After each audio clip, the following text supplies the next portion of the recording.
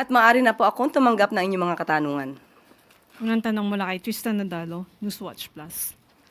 Hi, Yusek. Good afternoon. Yusek, Palace has released its initial reaction on the alleged impeachment complaint against President Bongbong Marcos.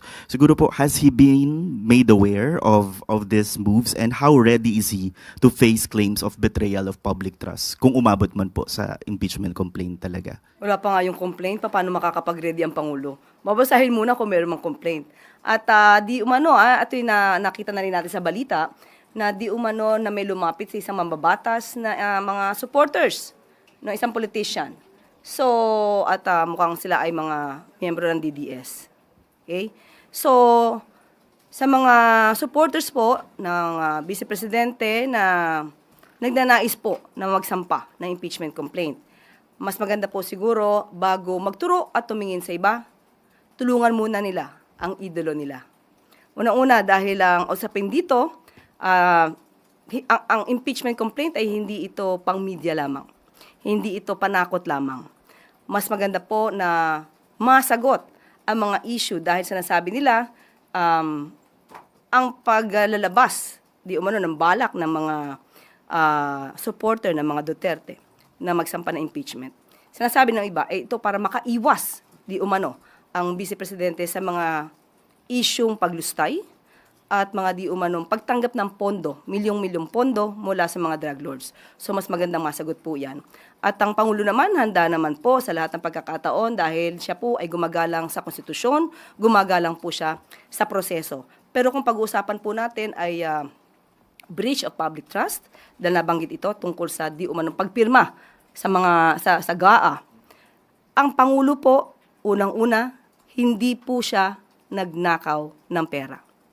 Pangalawa, siya po ang nagpapaimbestiga sa mga maaanumalyang flood control projects at maaaring naging sanhi ng korupsyon. Pangatlo, wala po siyang Mary Grace Piatos. Follow-up lang po. So sa mata po ng palasyo, si Vice President Sara Duterte o ang Duterte family ang nasa likod ng mga usap-usapan para ipa-impeach si Pangulong Marcos? Yan po ang inamin ng isang mambabatas. So sa kanya po galing yung sinasabing DDS po or Duterte supporter ang nais maghain ng impeachment complaint laban sa Pangulo. Follow-up mula kay Maricel Halili, TV5. Magandang umaga po, Yusek. Although your statement is clear, I wonder how confident is the President or Malacanang when it comes po doon sa support ng mga members ng Congress, because we all know this is a numbers game. Sa ngayon, tiwala pa rin po ang Pangulo na meron pong pagtitiwala rin sa kanya ang mga mambabatas dahil hindi naman po gumagawa ng kamalian ng Pangulo. Siya pa nga po ang pumortekta, lalong-lalo na ng 2025 budget dahil bago po ma-release ang pondo, kailangan po may conditional implementation at yung tinatawag natin for later release na maraming umalma at ang sinabi pa ito ay First Lady reject. So, pinangalagaan po ng Pangulo ang ating pondo. Kaya, sa mga matitino din po at maayos na mga mababatas, alam po natin kung saan sila gagawi. Gagawi sila sa matino at hindi sa mga korakot. Ma'am, nung first time na lumabas yung issue ng impeachment against Vice President Sara Duterte, it was clear that the President does not want it to push through. Ganun pa rin po ba ang posisyon ngayon ng Pangulo tungkol naman doon sa bantang impeachment against the Vice President? Noong nakaraang linggo po ay nakausap natin mismo ang Pangulo at tinanong natin dyan. Dahil sinabi po natin, tinatanong na po ng MPC kung anong inyong magiging reaksyon sa mga nababalitang magsasampa ng impeachment complaint laban kay sa Vice Presidente. Ang tanging tugon lamang niya sa akin ay kung ano po ang pagtrato sa pag-iimbestiga sa flood control projects, mga anomalyang flood control projects. Ganon din po ang gawing pagtrato sa paggagawa or sa pag-iimbestiga patungkol dito sa impeachment complaint laban kay VP Sara. Sunod na tanong mula kay Alvin Baltasar, Radyo Pilipinas.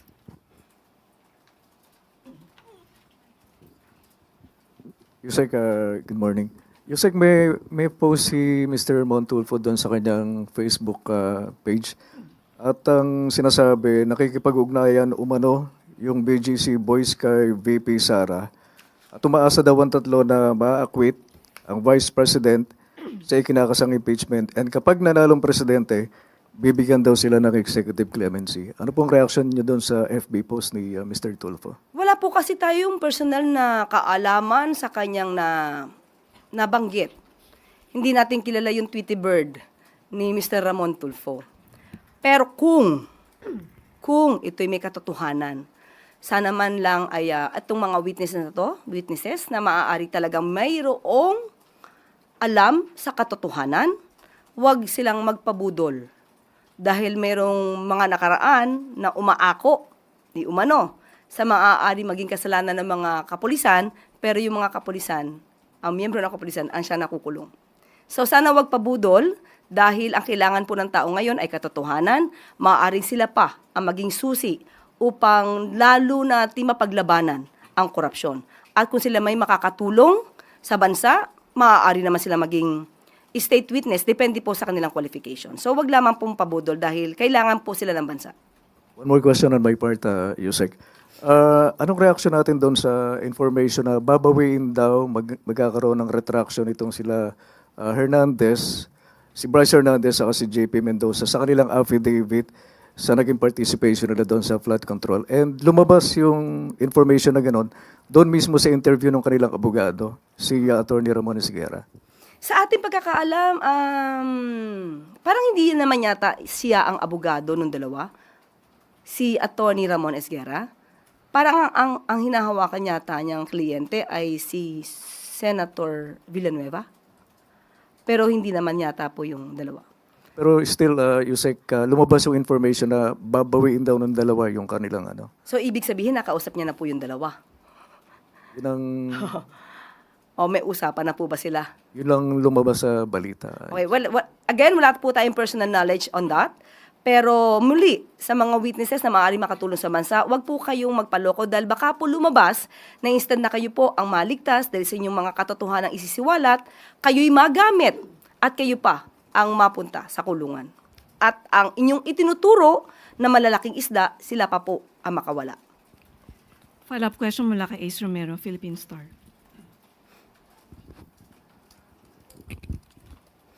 Yusek, may I just go back to your statement quoting the President about the impeachment kay VP Sara. Kung ano man ang pagtrato sa pag-imbestiga sa flood control projects, ganun din ang pagtrato sa pag-imbestiga sa impeachment complaint. May we get an elaboration on that? Ibig sabihin, managot ang dapat managot.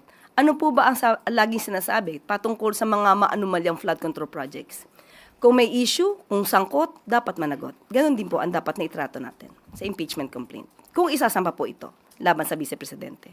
So, balikan ko din yung tanong. May explicit po bang pahayag ang Pangulo kung kanyang susuportahan o mananatili siya sa kanyang stance na magiging hadlang ang impeachment sa pagpasa ng priority bills ng Kongreso? Wala po yata siyang sinabi na impeachment magiging hadlang. Yung dati, sinabi niya dati. Yun po ang sinabi ng Pangulo. We can read between the lines. Dapat nating itrato ang impeachment complaint kung maisasampa, katulad ng pantrato sa masinsinan at malawakang pag-iimbestiga sa maanumalyang flood control projects. So it's accurate to say that the President will not stop the filing of another impeachment against the Vice President? Igagalang niya po ang proseso. Kung ang prosesong yan ay dapat masampa ayon sa mga ebidensya, igagalang po ng Pangulo ang proseso.